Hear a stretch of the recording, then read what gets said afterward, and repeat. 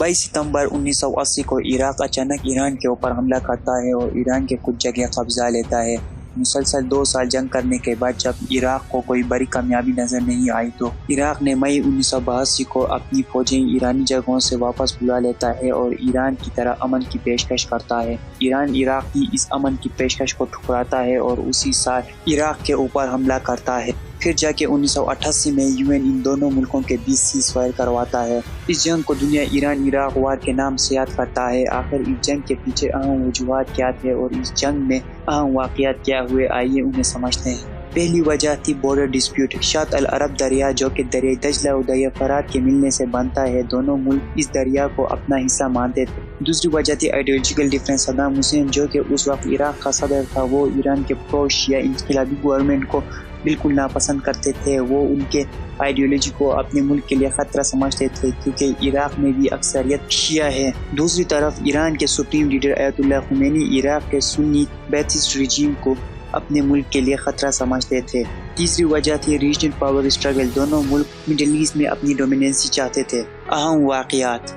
पहला की इवेंट था इनिशियल इराक इन्वेजन। कोई भी मुल्क ये तवक्को नहीं कर रहा था कि सितंबर 1980 को इराक ईरान के ऊपर हमला करेगा, मगर इराक ने ये हमला करके इस जंग को शुरू किया। दूसरा की इवेंट था stalemate and war of attrition. जब जुलाई 1982 को ईरान ने इराक के ऊपर जवाबी कार्रवाई करते हुए इराक को इन्वेड किया तो इराकी फौजियों ने डिफेंसिव स्ट्रेटेजी अपनाई। इस स्ट्रेटेजी के तहत इराकी फौजियों ने ईरान के सरहद के करीब मोर्चे बनाकर जंग करने लगे, जिससे ये जंग एक तरह से थाम सा गया और दोनों मुल्कों ने वॉर ऑफ एट्रिशन का स्ट्रेटेजी अपना लिया। अपने दुश्मन के ऊपर प्रेशर बनाने के लिए बड़ा हमला करने के बजाय कंटिन्यूसली छोटे छोटे हमले करें, इसे हम वॉर ऑफ एट्रिशन कहते हैं।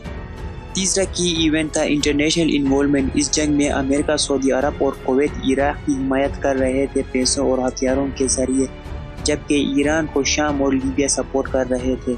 चौथा की इवेंट था यूज ऑफ केमिकल वेपन। इस जंग के दौरान दोनों मुल्कों ने एक दूसरे के खिलाफ भरपूर केमिकल वेपन इस्तेमाल किए, जिसमें मस्टर्ड गैस, साबुन और सरीना जैसे खतरनाक केमिकल वेपन शामिल थे।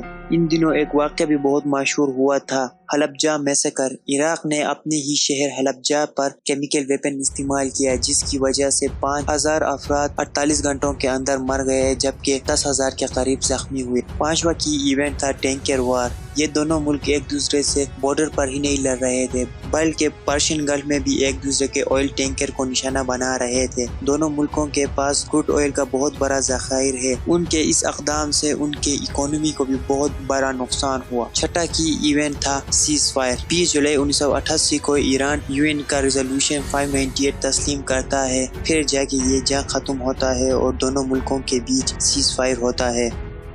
कंक्लूजन, इस जंग में 5 लाख के करीब जानें ज़ाया हुई। दोनों मुल्कों के इकोनॉमी को भी बहुत बड़ा धचका लगा। दोनों मुल्कों ने किसी तरह का बड़ा मिलिट्री अचीवमेंट भी हासिल नहीं किया, बल्कि जिस जगह के लिए लड़ रहे शात अल अरब दरिया, इसको भी दोनों मुल्कों ने आपस में डिवाइड किया। इस जंग से दोनों मुल्कों को कुछ फायदा नहीं हुआ, बल्कि नुकसान ही नुकसान हुआ।